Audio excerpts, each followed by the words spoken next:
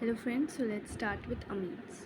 So amines in this chapter, firstly we are going to see what is amines. These are my short notes. If you want these short notes, then you need to put the like button and I will upload the PDF soon. Okay, so let's start. So amines basically starts with amines shape is these are of pyramidal shape. किस shape का होता है? ये pyramidal shape का होता है, right है? These are of pyramidal shapes. Okay. सो आगे बढ़ते जाते हैं. हाइब्रिडाइजेशन इसकी होती है sp3 लोन पेयर होता है एक, due to which bond angle is less than tetrahedral angle. Lone pair की वजह से देखो टेट्राहेड्रल एंगल तो 109.5 डिग्री होना चाहिए, बट इसमें प्रेजेंट होता है एक लोन पेयर. यहाँ पे ये दिख रहा होगा आपको लोन पेयर, तो इसके वजह से लोन पेयर रिपल्शन हो जाता है. और बट इसका जो बॉन्ड एंगल है it is more than ammonia. Ammonia का बॉन्ड एंगल आपको पता होगा 107 degrees, due to presence of bulky alkyl groups which causes repulsion. For example, in trimethyl aniline the bond angle is 108. So इसमें क्या हो जाता है कि it is less than less because of this lone pair present in it, less than tetraangle angle 109.5, but it is more than ammonia due to presence of bulky alkyl groups, okay, which causes repulsion. So significance of amines देख लेते हैं. ये आ जाता है MCQs में. adrenaline, ephedrine and secondary amines used to increase blood pressure. Novocaine is a synthesis amino compound, is used in anesthesia in dentistry. Benadryl, very important. Benadryl is a cough syrup, well known anesthetic. Mean calorie to something contains 3 tertiary amino group. Quaternary ammonium salts such as surfactant, surface cleaners are used. Isomerism important topic है. देखो position isomer होता है.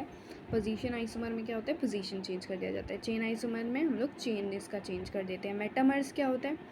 Secondary amines. It is also kind of बीच में. Metamers कहाँ पे हो जाता है? बीच में आ जाता है, तो उसको मेटामर्स बोलते हैं. ठीक है. CH3 CH2, यहाँ पे CH2 CH3 आ गया, CH3 CH2 NH2 आ गया, राइट है. So these are all metamers. I hope you understood this. Now let's see preparation of amines. Amines को कैसे प्रिपेयर किया जाता है. Now when I talk about preparation of amines, amines are prepared from nitro compounds. ठीक है बेटा जी, nitro compound से प्रिपेयर हो जाता है. नाइट्रो कंपाउंड्स में हम लोग FeHCl डाल देते हैं. LiLH4 can not reduce NO2 compounds to form azo compounds. अब देखो, आपने सुना होगा कि यार LiAlH4 हर जगह रिडक्शन करा जाता है, हर जगह रिडक्शन करा जाता है, but here LiAlH4 can not reduce nitro compound जहाँ पे NO2 दिख जाए. This is very important. Instead it makes azo compound. Azo benzene azo सुना होगा ना, एजो कंपाउंड्स बन जाता है. ठीक है. Fe plus HCl give me FeCl plus H2. Reaction of Fe is preferred as it is gives FeCl2 when on reacting with HCl, as hydrolysis gives HCl in small amount. अब haloalkanes से देख लें. Haloalkanes में क्या कौन सा step होता है? अमोनोलिसिस. अमोनोलिसिस एक लॉन्ग स्टेप है रिएक्शन. उसमें देखो क्या होता है. अमोनोलिसिस में it is like RX plus NH3 ले लूँ तो RNH2 प्लस HX मिल जाता है, but it is not a good method for preparation. ठीक है. तो यहाँ पे आप जब जब डालते जाओगे इथालॉन, तो यहाँ पे आपको एक एक कार्बन बढ़ता जाएगा. पहले हमें दिखा RNH2, फिर से मैंने HX डाल दिया तो सेकेंडरी अमीन दिख गया, फिर टर्शियरी अमीन, फिर कॉन्ट्ररी अमीन, ऐसे दिखता गया. बट मुझे चाहिए सिर्फ प्राइमरी अमीन, तो मैं क्या करूँगी? RX को एक लिमिटेड अमाउंट में लूँगी तो मुझे प्राइमरी अमीन मिल जाएगा. Aromatic amines can't be prepared because haloarenes do not show nucleophilic substitution reaction. ये आपने पढ़ रखा होगा. haloarenes does not show nucleophilic substitution reaction. इसका रीजन आप कमेंट करके बताओ. आपने haloalkanes and haloarene चैप्टर में पढ़ रखा है, राइट है. बता देती हूँ. चलो, आपको नहीं पता, आई hope you have commented. Instability of phenyl, resonance, partial double bond character, repulsion. From haloalkanes, the cleavage of CO bond by the attach of ammonia is called ammonolysis. ठीक है जी. चलिए आते हैं, आगे बढ़ते हैं. प्राइमरी अमीन यूजिंग ammonolysis क्या होता है? ये देखो, RX plus NH3 gives RNH3X, फिर NaOH डाल दिया, RNH2 मिल जाएगा. ये कन्वर्जन आप मुझे करके दिखाओगे और भेजोगे. ठीक है. फ्रॉम साइनाइड्स और नाइट्राइल्स, प्राइमरी अमीन. मंडियस रिएक्शन बोलते हैं इसमें, क्योंकि इसमें मंडियस कैटलिस्ट यूज़ होता है. मंडियस कैटलिस्ट कौन सा है? NaHG ethanol. इथेनॉल देखो, अमीन्स चैप्टर में कोई भी रिएजेंट ना याद आए, इथेनॉल तो लिख के आना है और एल्कली भी लिख सकते हो, ठीक है। तो आई होप ये कन्वर्जन्स आप खुद से कर लोगे, ठीक है। चलो नेक्स्ट रिएक्शन पे चलते हैं। अमाइड्स, अमाइड्स का फॉर्मूला पहले आपको याद होना चाहिए, ठीक है। RC double bond O NH2 that is amide यार, ठीक है। अमाइड वमाइड पता होना चाहिए, ठीक है। अमाइड में अमाइड का, ये मैंने गलत करके आया था, कैसी कैसी गलतियाँ करी है मैंने बोर्ड एग्जाम में। ओके, सो अमाइड में मुझे नाइट्रो कंपाउंड याद आया कि which is best reagent. LiAlH4 is best reagent for reduction of amides, ये चीज़ आपको याद रखने की है, ठीक है। बहुत सिंपल क्वेश्चन आते हैं बोर्ड एग्जाम्स में, बता दो। तो अमाइड LiAlH4 यूज़ होता है, ठीक है, अमाइड को रिड्यूस करने के लिए। LiAlH4 बेस्ट होता है, नाइट्रो में बस नहीं यूज़ होता है, ठीक है। नाइट्रो में बस नहीं यूज़ होता, बाकी सब में यूज़ होता है LiAlH4। LiAlH4 is the best reducing agent in organic chemistry. Gabriel phthalimide synthesis बात करते हैं, SN2 मैकेनिज्म फॉलो होता है इसमें। पहले बता दो थैलीमाइड क्या होता है, देखो मैं बता देती हूँ। गेब्रियल थैलीमाइड ये होता है, ये बनता कैसे है ये आप मुझे कमेंट्स करके बताओ जल्दी से। अच्छा बता देती हूँ, चलो मैं कैसे बनता है गेब्रियल थैलीमाइड। बेटा जी पहले देखो, थैलिक एसिड सबको पता है, NCERT खोल लो जिसको नहीं पता ये, NCERT खोल लो यार। NCERT में देखो कैसे प्रिपेयर होता है गेब्रियल थैलीमाइड, और थैलामाइड और थैलीमाइड में कोई डिफरेंस नहीं पता होना चाहिए आपको। एल्डिहाइड कीटोन्स में आपने पढ़ा होगा, एल्डिहाइड कीटोन में पढ़ के आए हो कैसे बनता है थैलीमाइड। थैलीमाइड बनता है बेटा थैलिक एसिड ले लिया मैंने। थैलिक एसिड से बनते हुए अमोनियम थैलेट से थैलामाइड, थैला से थैली बन जाता है। That is preparation is very important. अब गेब्रियल थैलीमाइड बन गया और गेब्रियल थैलीमाइड का सिंथेसिस यूज़ होता है। बहुत लोग ये भी नहीं जानते कि थैलामाइड और थैलीमाइड डिफरेंट होता है, सो प्लीज़ पढ़ के आएँ, ठीक है। KOH डाल दिया तो फिर उसके बाद क्या मिल जाएगा मुझे, प्राइमरी अमीन मिल जाता है। ये प्रिपरेशन ऑफ प्राइमरी अमीन में ही यूज़ होता है हमारा गेब्रियल थैलीमाइड फॉलो करता है nucleophilic substitution reactions and not be used for aromatic amines. आप यहाँ पे देख लो, एरोमेटिक तो है ये गेब्रियल थैलीमाइड, बट ये एरोमेटिक अमीन्स नहीं बनाएगा, ये RNH2 बना देगा, ठीक है। I hope you are understanding this. Now let's come to the name reaction. Hofmann amide का एक नेम रिएक्शन भी आ गया, हॉफमैन ब्रोमामाइड डिग्रेडेशन रिएक्शन। इसके नाम से ही पता चल रहा है ब्रोमीन होगा एक तो जी, देखो ब्रोमीन होगा ही होगा, ठीक है। ब्रोमीन हो गया, अमाइड भी होगा, डिग्रेडेशन मतलब एक कार्बन कम करना। इस रिएक्शन में क्या होता है, एक कार्बन कम करते हैं। बाकी ज़्यादातर रिएक्शंस में तो एक कार्बन ज़्यादा, बट यहाँ पे एक कार्बन कम होता है। तो यहाँ पे मैंने क्या किया, अमाइड ले लिया, RC double bond O NH2, फिर यहाँ पे ब्रोमीन ले लिया, ब्रोमीन के साथ मैं एक एल्कली लूँगी NaOH, लेट्स से NaOH ले लिया, फिर इसको हीट करा तो RNH2 बन गया plus Na2CO3 plus NaBr plus H2O मिल गया, ठीक है।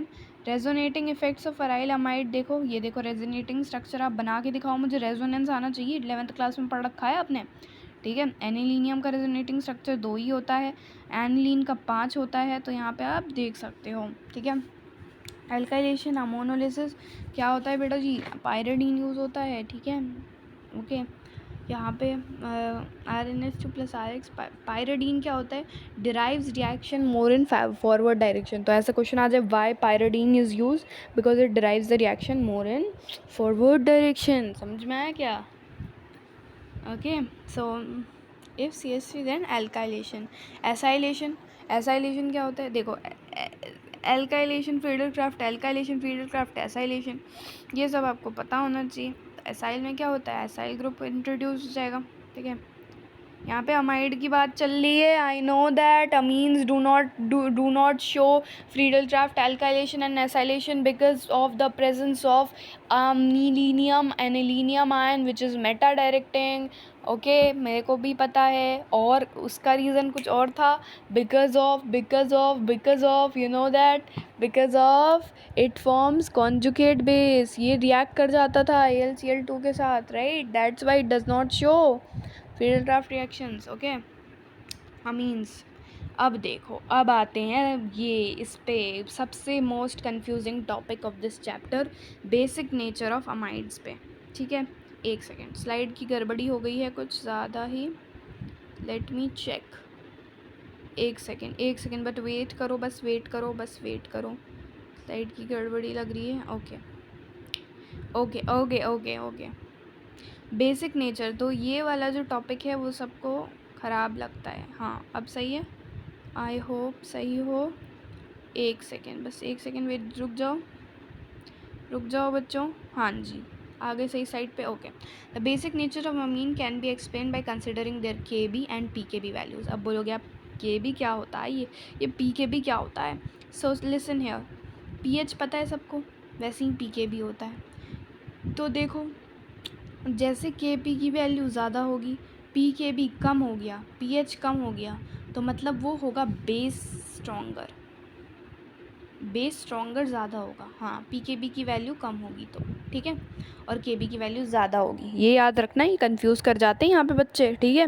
तो पी के बी की वैल्यू कम, के बी की वैल्यू ज़्यादा, then it is more basic. Okay, और के बी की वैल्यू कम, पी के बी की वैल्यू बहुत ज़्यादा, then it is base weaker. Okay, basic नहीं हुआ, ठीक है। पी एच की वैल्यू बढ़ गई, पी के बी की वैल्यू बढ़ गई, तो बेस वीकर नहीं होगा, ठीक है। ये सब आपने 11th क्लास में पढ़ रखा है, वही मैंने लिखा हुआ है। पी के बी क्या होता है, माइनस लॉग के बी होता है, ठीक है। P K B of NH3 क्या होता है, 4.75। Aliphatic amines are stronger base than ammonia due to plus I effect alkyl group which increases the electron density of nitrogen donating group. Their pKb value range from 3 to 4.22. Basic nature is directly proportional to plus M and plus I effect. अब plus M mesomeric और I inductive effect आपने पढ़ रखा है 11th में, मैं फिर से नहीं बताने वाली, पढ़ के आओ, जिसको नहीं पता बेसिक्स देखो जाके, ठीक है। RnH2 प्लस H प्लस, ठीक है, ये H plus gives RnH3 more stable due to plus I effect of alkyl group. But ये याद रख लेना, पी के बी में बस उल्टा होता है, पी वाले वर्ड आ गया ना तो उल्टा हो जाएगा, ठीक है। मतलब कि अगर पी के बी कम तो ज़्यादा बेसिक होगा, ठीक है, अगर पी के बी ज़्यादा तो कम बेसिक होगा। ये चीज़ याद रखने की थी बस, ठीक है। नेक्स्ट, यहाँ पे कुछ स्लाइड में गड़बड़ी दिख रही है मुझे, इसके बाद आ जाएगा, हम लोग बात करेंगे इसके बाद out of alcohols and amines, alcohols more soluble in water in electronegative of oxygen, amines are basic in nature, ठीक है। Amines are basic in nature होता है, ठीक है, ये पता होना चाहिए आपको, ठीक है। अमीन्स आर सोल्यूबल, ठीक है, अमीन्स आर सोल्यूबल होता है। अमीन्स क्या होता है बेटा, सोल्यूबल होता है। अमीन्स बेटा सोल्यूबल होता है। क्या होता है बेटा जी, सोल्यूबल। अमीन्स क्या होता है मेरा, सोल्यूबल होता है। Amines are soluble in organic solvents like alcohol हो गया, ईथर हो गया। Boiling point of different alcohols, different की बात करूँ मैं, ठीक है, हाईलाइट कर देते हैं, ठीक है, येलो यूज़ हो रहा है, ठीक है। अमीन्स आर सोल्यूबल होता है, सोल्यूबल होता है इन ऑर्गेनिक कंपाउंड्स, अल्कोहल हो गया, ईथर हो गया, ठीक है। Boiling point of different amine is in the order of tertiary, secondary and primary. Tertiary amines are more in, primary amines in intermediate amines there is no hydrogen present in it। अब ये convergence आप खुद से कर लोगे, I hope so. चलिए आगे बढ़ते हैं, एनोटेशन ऑफ कर दिया, ठीक है। बेसिक नेचर्स ऑफ अमीन देखो आप, बेसिक नेचर आपको मैंने बता दिया, ठीक है। थोड़ा सा गड़बड़ी हो रखा है स्लाइड्स का, ओके। रेजोनेटिंग स्ट्रक्चर की बात करते हैं, रेजोनेंस इफेक्ट मैंने आपको समझा दिया, रेजोनेंस इफेक्ट से कैसे प्ले कर रहा था ये role. Alkylation, ammonolysis, addition of alkyl, ये भी मैंने आपको समझा दिया, आई होप समझ में आ गया होगा आपको, ठीक है। इसके बाद चलते हैं नेक्स्ट, बेसिक नेचर, चलते हैं हम लोग, बेसिक नेचर्स पे चलते हैं बेटा जी किस पे चले, basic natures of gas state, जिसमें ज़्यादातर लोगों को प्रॉब्लम होती है। देखो, प्लस आई इफ़ेक्ट दिख गया मुझे, प्लस आई इफ़ेक्ट, तो प्राइमरी, सेकेंडरी, टर्जरी, अपने आप टर्जरी सबसे ज़्यादा होगा। No electron density, number of electron donors to increase electron density होता है। State not given is equals to aqueous solution, alkyl group increase, electron density increase हो जाती है। Tertiary amines is most basic due to 3 electron donating alkyl group which increasing electron density more in aqueous medium. Aqueous medium की बात करें तो solvation effect और hydration effect ज़्यादा हो जाता है, तो यहाँ पे क्या रोल प्ले करता है, NH3 सबसे ज़्यादा हो जाएगा एक्वस मीडियम में, ये चीज़ आपको याद रखने की है। एनिलीन का सबसे ज़्यादा होगा, फिर टर्जरी आएगा, फिर सेकेंडरी, फिर primary. This effect is applicable when R is equals to CH3। R CH3 के इक्वल हो गया, R CH3 के इक्वल हो गया, ये मुझे गिवन है कि मिथाइल के एक्वस मीडियम में है, तो NH3 फिर 3 डिग्री, फिर 2 डिग्री, फिर 1 डिग्री, लेकिन स्टेरिक इफेक्ट है R not equals to CH3 हो गया तो NH3 ही आएगा। NH3 हमेशा पहले रहेगा, इसमें कोई कंफ्यूज नहीं होना चाहिए भाई। NH3 हमेशा पहले रहेगा, फिर 1 फिर 2 फिर 3। If R is equals to CH3 then hydration effect can't get dominated, steric effect, okay। तो यहाँ पे क्या होता है, according to which primary is greater than tertiary, more than basic than tertiary। तो यहाँ पे क्या होता है, R CH3 के इक्वल आ गया तो NH3 3 1 2, ये वाला हम लोग फॉलो करते हैं। NH3 3 1 2 ये मोस्ट बेसिक था तो ये पहले आ जाता है, मतलब CH3 क्या है, थोड़ा छोटा है ना। सो यहाँ पे बेसिकली R जब CH3 के इक्वल हो गया ना, सो आपको याद रखने का है कि सेकेंडरी तो भाई सेकेंडरी हो गया बदतमीज़, दोनों में पहले पहले आ रहा है, हमेशा बीच में रह रहा है, ये ज़्यादा ही रह रहा है तो ये सबसे ज़्यादा हो जाता है, ठीक है। स्टेरिक इफेक्ट हो गया, स्टेरिक इफेक्ट हो गया, ठीक है। ये चीज़ आपको याद रखनी है। R CH3 के इक्वल हो गया हाइड्रेशन इफेक्ट। इस इफेक्ट को क्या बोलते हैं, ये गिवन होगा क्वेश्चन में, हाइड्रेशन इफेक्ट। हाइड्रेशन इफेक्ट में क्या हुआ, सेकेंडरी सबसे ज़्यादा हो गया, फिर आया मेरा प्राइमरी, फिर टर्शरी, फिर NH3। प्राइमरी मतलब छोटू वाला, फिर टर्शरी, फिर NH3 का सबसे कम हो गया। फिर हाइड्रेशन में जब R not equals to CH3 था, ठीक है, R not equals to CH3 था तो क्या हुआ मेरा, ये सब बहुत बच्चों को समझ में नहीं आता, ठीक है। हाइड्रेशन इफेक्ट फॉलो हो रहा है इसमें, NH3 था ही, फिर 1 डिग्री, फिर 3 डिग्री, फिर 2 डिग्री आया, ठीक है। समझ में आ रहा है आपको, मतलब R जब CH3 के इक्वल था ही नहीं तो क्या हो गया मेरा, स्टेरिक इफेक्ट डोमिनेट हो गया over hydration effect. Steric effect के हिसाब से मैं क्या बोल रही थी, स्टेरिक इफेक्ट के हिसाब से मैं बोल रही थी कि टर्जरी को ज़्यादा होना चाहिए, तो यहाँ पे बड़ा वाला आ गया। सो यहाँ पे सेकंड तो रहेगा, फिर थर्ड रहेगा, फिर फर्स्ट रहेगा, और फिर NH3 आ जाएगा मेरा, ठीक है। तो मिथेन अमीन के केस में क्या आ जाएगा, 2 डिग्री, फिर 1 डिग्री, फिर 3 डिग्री, और इथेन अमीन के केस में 2 डिग्री, 3 डिग्री, फिर 1 degree. I hope you understood this thing. बहुत लोगों को समझ नहीं आता, अगर आपको समझ में आ गया तो अपने लिए क्लैप करो, अपने आप लिए शाबाशियाँ दो, okay. Let's come to next reactions, benzoylation. Benzoylation में क्या होता है, लाइक मैंने यहाँ पे अमीन लिया, फिर उसके अंदर बेंजोइल क्लोराइड बना दिया, ठीक है। मतलब यहाँ पे मेरे को ना इंट्रोडक्शन देना था, next time reaction of the chapter carbylamine और आइसोसाइनाइड टेस्ट बोला जाता है। इसका होता है smell as a dead rat smell. कोई रैट ट्रैप नहीं बोलेगा, रैट ट्रैप तो भाई चैप्टर था इंग्लिश में, ओके। डेड रैट स्मेल क्या होता है, डेड रैट स्मेल में कैसा होता है, देखो, जब हम लोग इसके, और बता दूँ इसके जो रिएजेंट्स होते हैं एक और नेम रिएक्शन से सेम है, जल्दी गेस करो किसकी किससे, येस यू आर राइट, रीमन टीमन से। सो बस यहाँ पे क्या होता है, एनिलीन यूज होता है उसमें फिनॉल, ठीक है, तो वो भी रिवाइज हो गया आपका। सो यहाँ पे एनिलीन लिया, फिर क्लोरोफॉर्म लिया, फिर इन प्रेजेंस ऑफ KOH, तो यहाँ पे मुझे आइसोसाइनाइड मिल जाता है। और आइसोसाइनाइड का स्मेल छी इतना गंदा होता है कि अगर मैंने ये रिएक्शन करवा दिया तो पूरे बिल्डिंग के में गंदा स्मेल आएगा, ठीक है। So this is called isocyanide test और कार्बिल अमीन रिएक्शन। उसके आइसोसाइनाइड के स्मेल होता है डेड रैट स्मेल, मरे हुए चूहे की स्मेल आती है। Reaction with nitrous acid, Sandmeyer reaction में यूज़ होता है ये, ठीक है। तो यहाँ पे जब हम लोग अमीन के अंदर NaNO2 डाल देते हैं तो यहाँ पे NaN2Cl बन जाता है विच इज़ हाईली अनस्टेबल। तो इसलिए हमारी कुछ रिएक्शंस है, ये आप कर लेना, मैं आपको दिखा दे रही हूँ जल्दी जल्दी। टेस्ट फॉर डिस्टिंक्शन देख लो, ये आप टेस्ट फॉर डिस्टिंक्शन आ जाता है, किससे डिस्टिंग करना है, ठीक है। Reaction with Hinsberg reagent. अब हिंसबर्ग रिएजेंट बहुत इंपॉर्टेंट है, tertiary Amin does not react करता है। हिंसबर्ग रिएजेंट होता क्या है, बेंजीन सल्फोनिल क्लोराइड, इस तरीके का कुछ मेरा दिखता है हिंसबर्ग रिएजेंट। तो इसमें क्या होता है बेसिकली, अगर मैं प्राइमरी अमीन के साथ रिएक्ट करा दूं तो मेरा प्रोडक्ट बनता है N methyl benzenamide which is soluble in alkali, soluble with alkali हो जाता है मेरा, ठीक है। प्राइमरी मेरा सल्यूबल विथ एल्कली होता है, ठीक है, रिएक्ट कर जाएगा और सल्यूबल विथ एल्कली हो जाएगा। बट सेकेंडरी क्यों ऐसा होता है, क्योंकि presence of acidic H+, okay.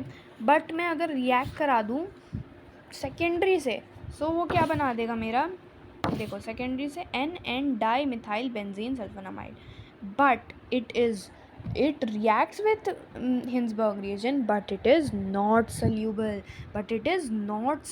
With alkali because of absence of acidic hydrogen.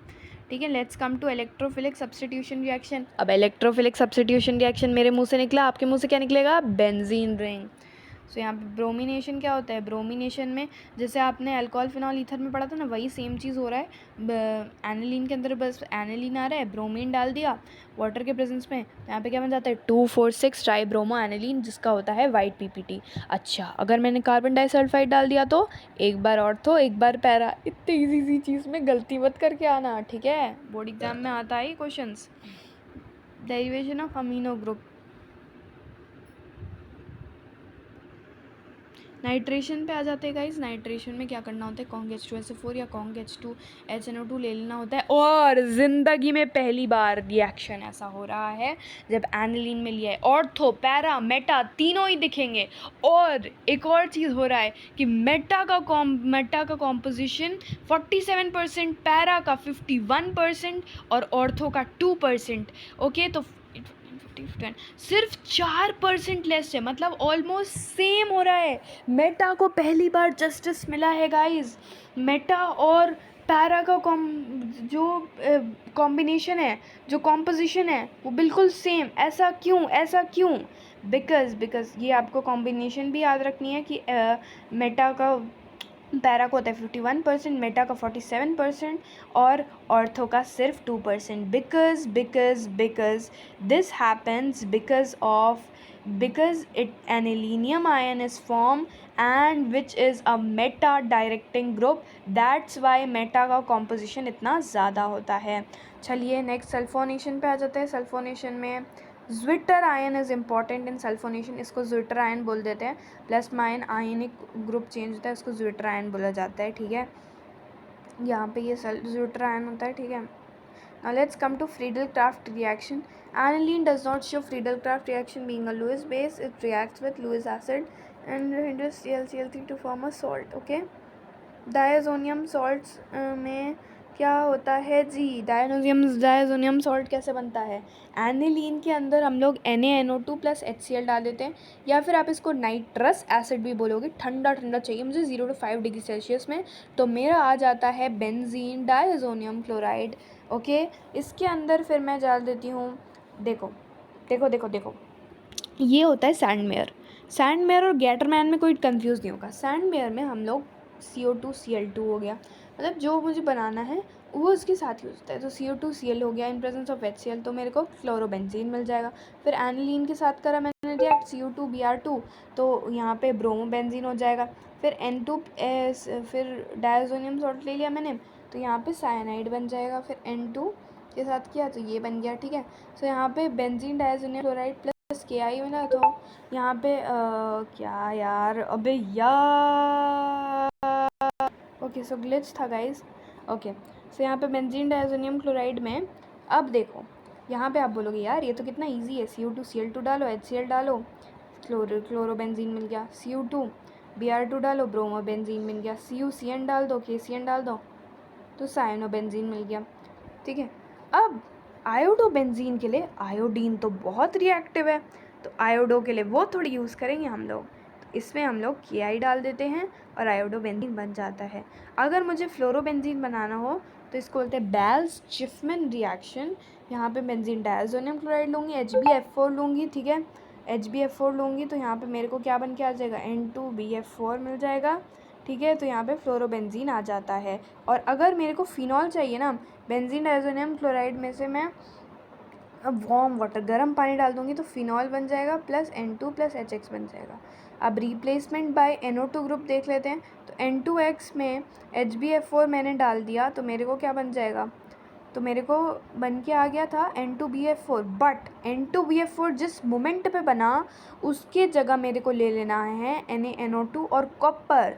NaNO2 और कॉपर, तो नाइट्रोबेंजीन बन जाता है. ठीक है, ये NCERT का क्वेश्चन है आपके. ठीक है, रिप्लेसमेंट बाय H से इथेनॉल डाल दिया तो यहाँ पे मेरे को बेंजीन रिंग बन जाएगा. फिर मैंने H3PO2 डाला, फिर भी बेंजीन रिंग बन जाएगा। And the last name reaction of the chapter is coupling reaction. Coupling reaction में क्या करते हैं हम लोग, बेंजीन डाइज़ोनियम क्लोराइड ले लेते हैं, फिर फिनॉल ले लेते हैं। फिनॉल ले लिया, OH O for orange colour, तो ऑरेंज डाई मिल जाता है ऑफ पैरा हाइड्रोक्सी एजोबेंजीन, इसको बोलते हैं पैरा हाइड्रोक्सी एजोबेंजीन। फिर जब मैं बेंजीन डाइज़ोनियम क्लोराइड में एनिलीन डाल देती हूँ तो येलो डाई मिल जाता है ऑफ पैरा अमीनो एजोबेंजीन्स। ठीक है, so I hope you understood. This was whole chapter amines I was do in 25 minutes. ये आपका एग्जाम से पहले के लिए इम्पॉर्टेंट है।